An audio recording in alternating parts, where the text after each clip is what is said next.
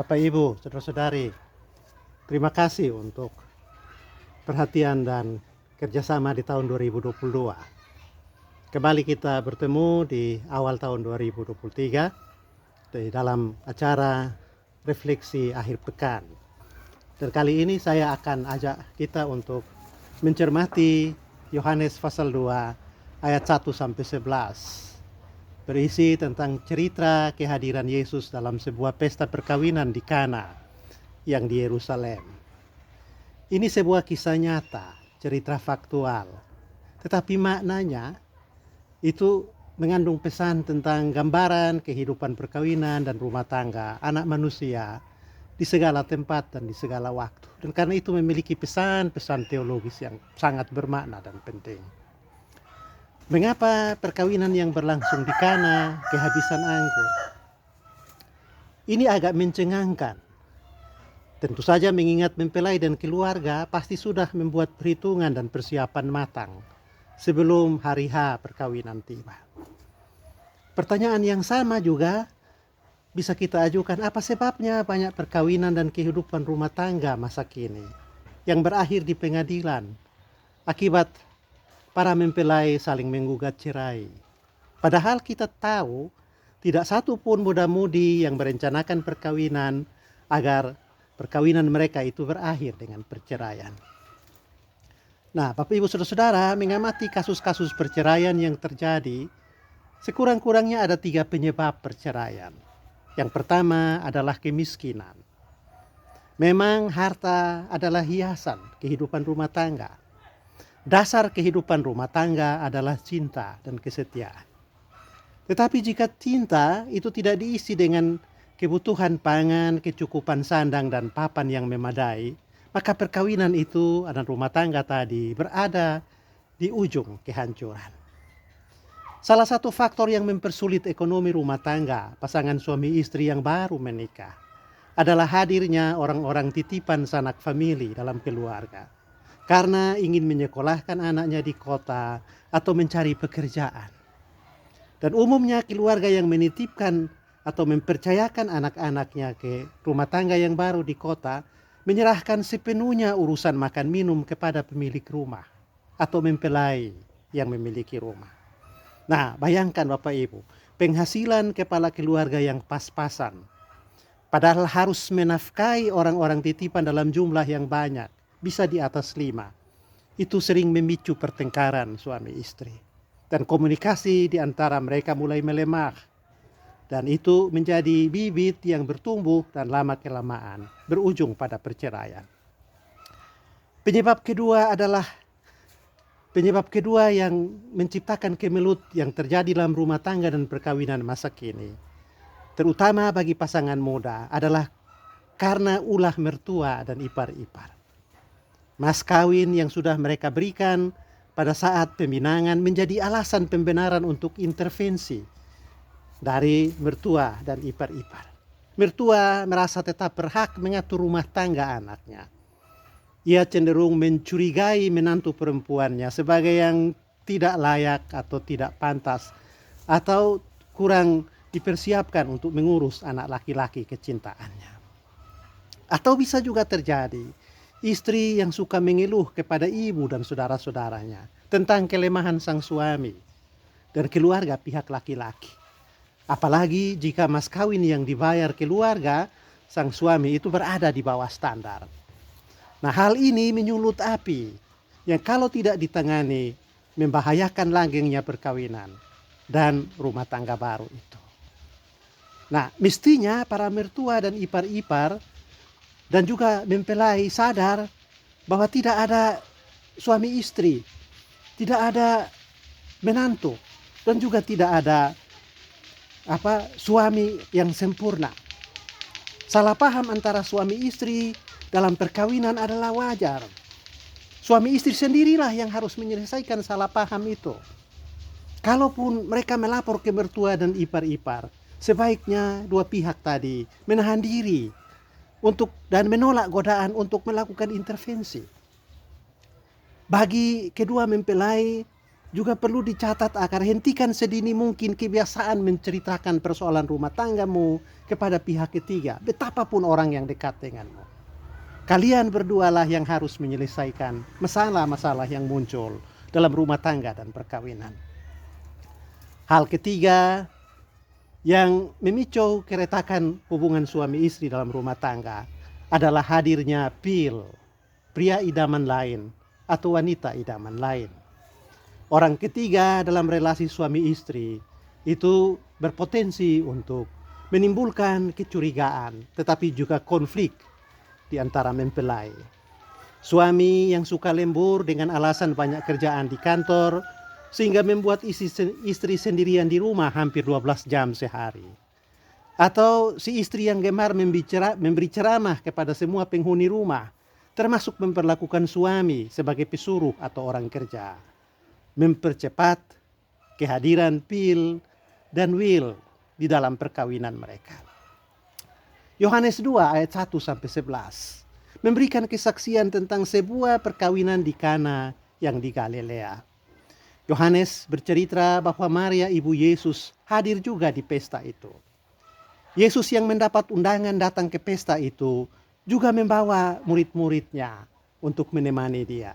Dan karena itu, saudara-saudara, baru saja pesta dimulai, anggur yang disiapkan kedua mempelai terancam habis. Pemimpin pesta panik. Maria ibu Yesus gelisah dengan situasi itu, dan tentu saja kedua mempelai merasa malu karena pesta perkawinan mereka mengalami gangguan yang serius. Mengapa pesta perkawinan yang sudah direncanakan dan dipersiapkan dengan sangat-sangat teratur dan penuh perhitungan kehabisan anggur? Ada 3 data dari teks yang menolong kita untuk memahami situasi ini. Pertama, kedua mempelai bukanlah orang kaya. Sama seperti petani-petani Galilea pada umumnya dan juga petani-petani masa kini. Keadaan ekonomi kedua mempelai pas-pasan. Buktinya, anggur yang mereka persiapkan untuk tamu-tamu bukanlah anggur yang terbaik, seperti yang dikatakan pemilik pesta. Nah, pasangan yang hidup pas-pasan ini juga harus menjamu tamu yang berlipat ganda yang hadir di pesta itu. Maklumlah, ini pesta di desa, di mana semua penduduk merasa ambil bagian dalam pesta itu, meskipun tidak diundang. Atau undangan diberikan kepada 1 orang di dalam rumah tangga, tetapi 10-12 orang penghuni rumah itu datang ke pesta. Itu kita bisa lihat dalam cerita. Yesus yang hadir bersama murid-muridnya dalam pesta itu, tentu saja ikut menyumbang habisnya anggur yang disiapkan oleh kedua mempelai. Tapi syukurlah, dalam cerita itu dikatakan bahwa Yesus tidak bersikap cuek melihat kemelut yang dihadapi kedua mempelai. Dia bertindak menyelamatkan pesta itu. Karena kehadirannya di sana bersama murid-murid yang melampaui kuota jumlah tamu yang diundang, ikut menyebabkan anggur yang disiapkan untuk pesta itu habis. Nah, menghadapi kemelut banyak rumah tangga dan perkawinan masa kini akibat beban ekonomi yang harus dipikul suami istri karena kehadiran orang-orang titipan. Pelajaran yang ditunjukkan Yesus perlu disimak. Yesus tidak hanya hadir di pesta perkawinan itu sekedar untuk bersenang-senang, tapi ia juga ikut membantu kedua mempelai dengan menyediakan bagi mereka anggur, mengganti atau menambahkan anggur yang mereka siapkan. Nah, ini perlu bagi keluarga dan kerabat yang menitipkan anak-anak mereka kepada pasangan mempelai yang tinggal di kota. Mestinya juga ikut merasa bertanggung jawab, membantu keluarga itu untuk mencukupi kebutuhan makan minum. Apalagi kalau suami atau mempelai itu memiliki penghasilan yang tidak terlalu besar. Mengapa anggur di pesta perkawinan Kana habis? Yohanes menunjukkan alasan kedua. Ada orang ketiga yang ikut mengendalikan jalannya pesta. Orang itu adalah Maria, ibu Yesus. Maria menggambarkan kepada kita peran para mertua masa kini yang ingin terus mengendalikan rumah tangga anak-anaknya. Nah, menyikapi sang ibu yang bertindak aktif. Yesus meminta si ibu untuk guling daun. Mertua dan ipar-ipar yang suka campur tangan dalam urusan perkawinan rumah tangga baru dari saudara atau adik atau kakak mereka perlu belajar dari kasus ini untuk berhenti sibuk, ya, tetapi membiarkan anak-anak yang baru menikah, yang baru saja mulai melatih diri untuk masuk rumah tangga, mengayuh bahtera rumah tangga mereka seturut irama yang mereka sukai dan kemampuan mereka. Justru dengan itu mereka akan menjadi dewasa dan matang dalam mengembangkan perkawinan rumah tangga dan mencapai kebahagiaan.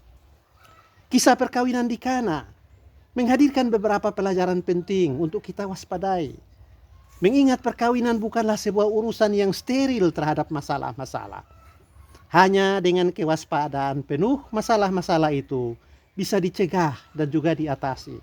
Kewaspadaan itu bukan hanya datang dari pasangan mempelai baru, tapi juga dari mertua, ipar-ipar, dan orang-orang yang ada di sekitar. Bapak Ibu, saudara-saudara, Yohanes mengakhiri kesaksian tentang kehadiran Yesus di pesta perkawinan kota Kana dengan catatan yang menarik. Hal ini dibuat Yesus di Kana yang di Galilea sebagai yang pertama dari tanda-tanda, dan dengan itu ia telah menyatakan kemuliaannya.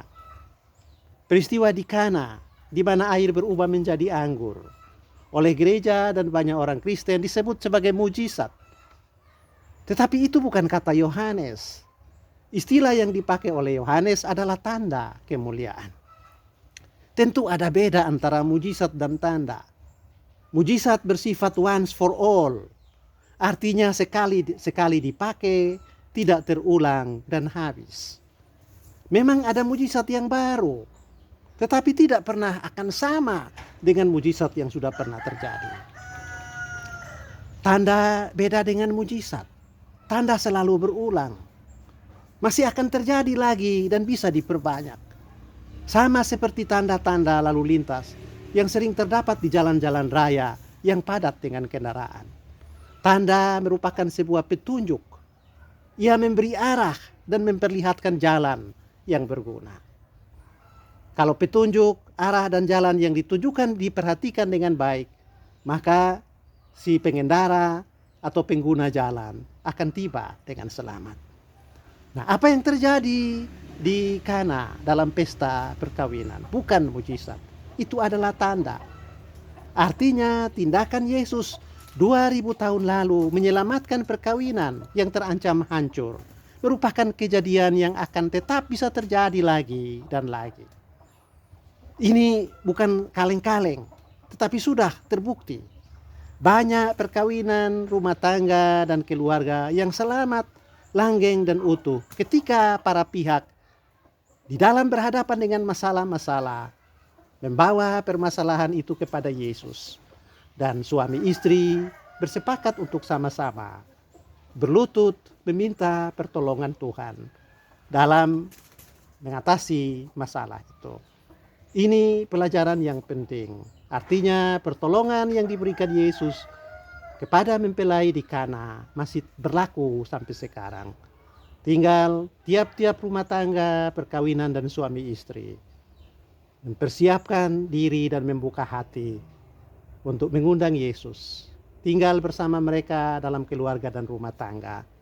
Dan menceritakan semua persoalan bersama kepada Yesus untuk menemukan jalan dan solusi terbaik. Selamat menyambut hari Minggu. Tuhan memberkati kita.